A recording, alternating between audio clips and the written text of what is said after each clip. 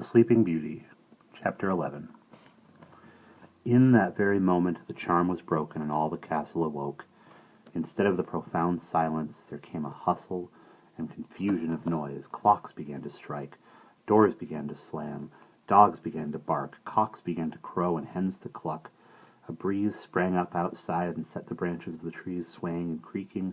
The doves began to coo upon the roofs, the swallows to twitter under the eaves. Flies came out and buzzed about the window, mice squeaked in the wainscot and ran scampering along the rafters. The fountain in the garden leapt up 60 feet into the air, and the goldfish swam among the water lily leaves. Ants left their nests and foraged about the paths, and butterflies danced and fluttered over the flowers, which lifted their heads as though to drink from the rays of the sun. In every tree in the garden a thrush woke up and began to sing.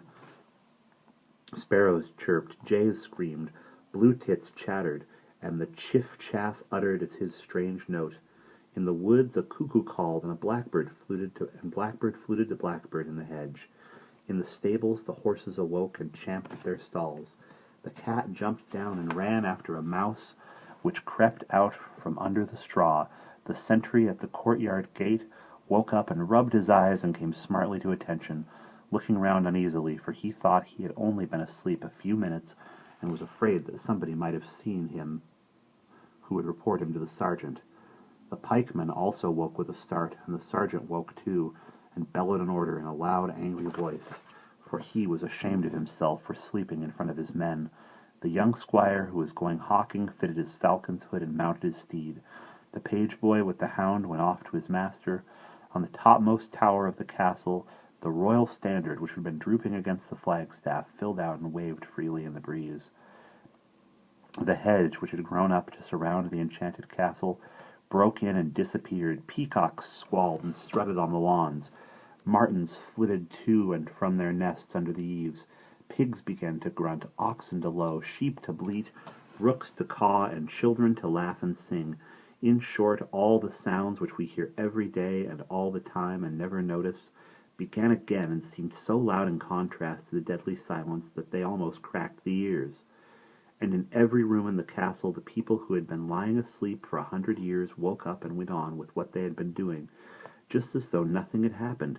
In the kitchen the flames of the fire leapt up with a hiss and a roar.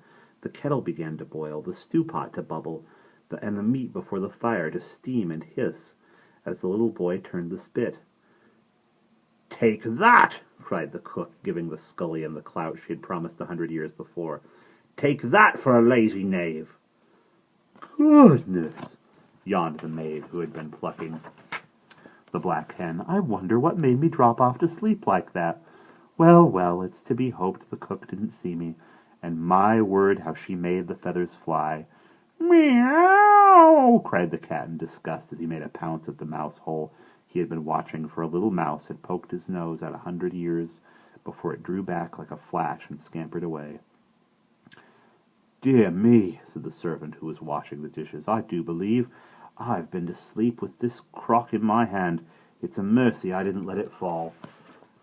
And he went on with his scouring. It was the same thing in the dairy, where the maids had fallen asleep while they were skimming the cream and churning the butter, and the cream was not sour, for all that 100 years had passed, nor was the butter rank. But a fly, which had been sleeping on the edge of one of the milk pans, woke up and flew down to taste the milk, and fell in and was drowned. So he was none the better, because the spell had been taken off the castle. In the queen's antechamber, the maids of honor and the ladies in waiting sat up and yawned and stretched themselves. Each one of them thought that she was the only one who had fallen asleep, and they all began to explain at the same time that they had only closed their eyes for 40 seconds. "It was the heat," they all said to each other. "The sun is very hot this time of year." In the king's council chamber the king and his ministers woke up with a start. The ministers rubbed their eyes and looked very sheepish, for each of them thought that he was alone in being caught napping. "Your Majesty was saying," said the Prime Minister, respectfully leaning forward. I was saying," said the king. "What was I saying?" And he stretched out his arms and yawned. "I crave your pardon, my lords. I do believe I've been asleep. Hey-ho, but my joints are stiff." "It was but an afternoon nap," said the Prime Minister. "Your Majesty is overspent with the hard hunting of yesterday.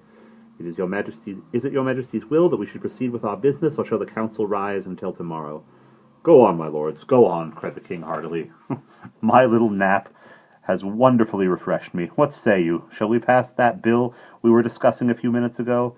But at this moment a page came into the room with a message from the Queen, and as soon as he received it, the king left his seat in the council chamber and went to her. Alone among all the people in the castle, the Queen had realized immediately she awoke from her charmed sleep exactly what had happened. She remembered the words of the fairy godmother, and she knew that what had been foretold had come to pass, and that the sleep from which she and everybody else in the castle had just awakened had lasted 100 years. Her first thought was of her daughter, the Princess Briar Rose. Where was she, and what had happened to her? If she, too, had merely fallen asleep, all was well. But suppose the doom first spoken by the 13th fairy had taken effect? In a few words she told the king all that was on her mind. And without delay, messages were sent all over the castle to look for the princess. In the meantime, Briar Rose and the young prince were talking together in the ruined tower. For the first time she heard the story of the enchantment, and her eyes grew round with wonder as she listened to her lover's account of the strange things that had happened in the castle. When he told her of the great hedge and its cruel thorns, and the many young men who had died in trying to force their way through it, her eyes filled with tears. "How great their courage was!" she sighed. "If only I could bring them back to life!" But the prince kissed her tears away and hastened past that part of his tale, and presently she was smiling again, and happy because she understood that everything had happened as it was bound to happen. Then the prince took her hand and raised her from the couch on which she had slept so long, and they went down the winding stair together, and came to the battlements, where they found a score of breathless people who had been running up and down in search of her. And how surprised these people were to find her in that place, accompanied by a young man they had never seen before. She seemed to have grown more beautiful than ever during her long sleep, and they were amazed by her loveliness. And how may we describe the joy of the king and queen when they saw their daughter again, and knew that the good fairy had kept her word? The king was so delighted that all he could say was, "Bless my soul! Bless my soul!" And the queen could say nothing at all, for she was weeping for joy. What a feast there was that night! In spite of the 100 years that had gone by, it was still the princess's birthday, and she was in reality no more than 15 years old. For time had stood still for her, so she had her birthday feast just the same. And it was her betrothal feast, too, and the king joined the hands of the young prince and his daughter, and gave them his blessing. The end.